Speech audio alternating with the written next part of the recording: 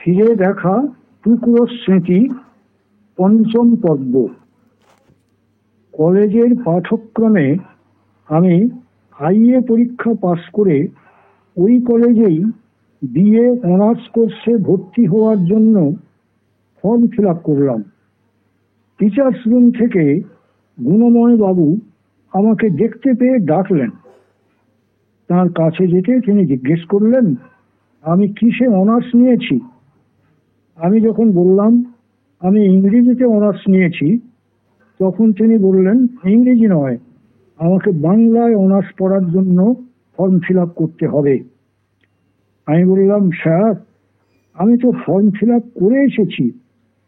তিনি আমাকে সঙ্গে নিয়ে অফিসে ঢুকলেন। হেড ক্লার্ককে বলে আমার ফর্ম ফিল আপের কাগজটা নিয়ে ছিঁড়ে ফেললেন এবং আবার একটি নতুন ফর্মে আমাকে বাংলায় অনার্স নেওয়ার জন্য বাধ্য করলেন। আমি তার স্নেহের আদেশ মাথা পেতে নিলাম। এভাবেই আমাকে অনার্সে ইংরেজি থেকে বাংলায় সরে আসতে হলো। আমি যখন বাড়িতে এসে বাবাকে ঘটনাটা বললাম, তিনি বললেন, তোমার মাস্টারমশাই যেটা ভালো বুঝেছেন সেটাই করেছেন, আর আমার মনে হয় তিনি ঠিকই করেছেন। তিনি তার গভীর স্নেহ থেকে যে আদেশ করেছেন সেটাকে মান্য করাই তোমার কর্তব্য এবং ধর্ম। এটা কোনো আচার বিচারের ধর্ম নয়, এটা সদ্গুরুকে মান্যতা দেওয়ার ধর্ম। আমি দেখলাম তিনি শুধু গুরু না বলে সদ্গুরু কথাটি প্রয়োগ করলেন। সদ্গুরুই প্রকৃত আচার্য। এজন্য উপনিষদেও বলা হয়, আচার্য দেবও হব। এভাবে বিএ অনার্স পড়ার সময় গরমের ছুটিতে কাঁথি শহর থেকে গ্রামের বাড়িতে আসার পথে আবার এক নাইটিঙ্গেলকে পেয়েছিলাম। তবে এই নাইটিঙ্গেল কোনো মানবী নয়। শহর থেকে গ্রামের বাড়িতে আসার দূরত্ব প্রায় 14 মাইল। কাঁথি থেকে 7 মাইল বাসে, আর সেখান থেকে পরবর্তী 7 মাইল লঞ্চে। খুব দারিদ্র্যের মধ্যেই তখন পড়াশোনা করতে হচ্ছে। বাস আর লঞ্চ ভাড়া বাঁচানোর জন্য ভাবলাম এই 14 মাইল পথ আমি হেঁটেই যাব। যেমন ভাবা তেমন কাজ, হাঁটা লাগালাম।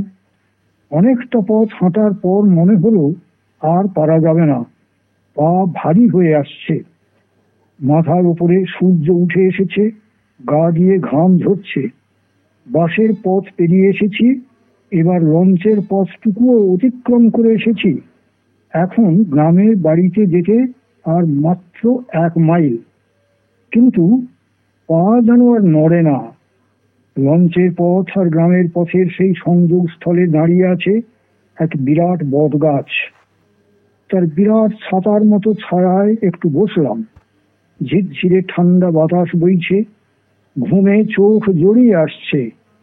কাঁধের ঝোলা ব্যাগটা মাথায় দিয়ে শুয়ে পড়লাম। জগতের সমস্ত নিদ্রা যেন আমার দু চোখে নেমে এলো। তেমন ঘুমের পরিতৃপ্তি জীবনে আর কোনোদিন পাইনি। সেদিন সেই বটগাছ হয়ে উঠল আমার আর এক নাইটিঙ্গেল, যে আমার সমস্ত ক্লান্তি পরম মমতায় ধীরে ধীরে মুছে নিল। এখন আর সেই বটগাছ সেখানে আছে কিনা জানি না, কিন্তু জীবনে আমি সেই প্রকৃতিরূপী নাইটিঙ্গেলকে ভুলতে পারবো না। আর একবার আশ্বিন মাসে পুজোর ছুটিতে বাড়ি আসার সময় দুপাশে সবুজ ধানের ক্ষেতের মাঝখান দিয়ে আল পথের দুধারে কাঁচা ধানের শীষের ওপর যখন হাত বুলিয়ে আসতাম, তখন মনে হতো প্রকৃতির আদর ছড়িয়ে যাচ্ছে মানুষের মনে। সে ছবি বদলে গিয়ে এখন গ্রামগুলো হয়ে উঠছে উপনগরীর কার্টুন।